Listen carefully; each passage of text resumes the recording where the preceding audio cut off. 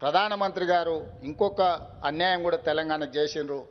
మేము పద్మభూషణ్ పద్మశ్రీ అవార్డుల కోసం కూడా తెలంగాణ సమాజానికి ప్రతీకలైన గద్దర్ గారి పేరు, చుక్కా రామయ్య గారి పేరు, అందశ్రీ పేరు, గోరెటి వెంకన్న పేరు, జయతీర్ తిరుమలరావు గారి పేర్లు, వీటన్నిటినీ రాష్ట్ర ప్రభుత్వం నుంచి మేము ప్రతిపాదన ఇచ్చినాం.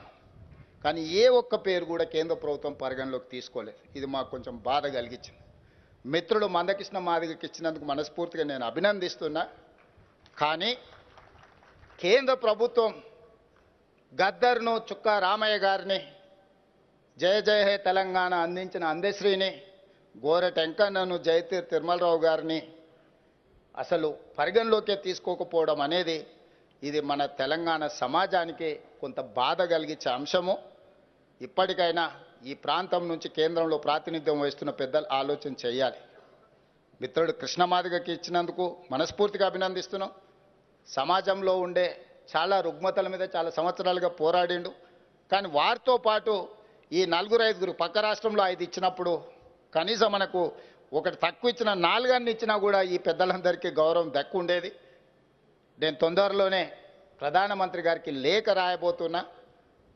కేంద్ర ప్రభుత్వాలు ఇట్లా మన పట్ల వివక్ష చూపించినప్పుడు మనం ఎక్కడో ఒక దగ్గర మన నిరసన తెలపాల్సిన అవసరం ఉన్నది. ఆ నిరసన ప్రజాస్వామ్యయుతంగా ఉండాలని నేను బలంగా నమ్ముతున్నా. ఈ వేదిక మీద నుంచి మా అసంతృప్తిని కేంద్ర ప్రభుత్వానికి తెలియజేస్తున్నాం. తప్పకుండా కేంద్ర ప్రభుత్వానికి ఈ అంశాల మీద రాష్ట్ర ప్రభుత్వం లేఖ రాస్తుంది.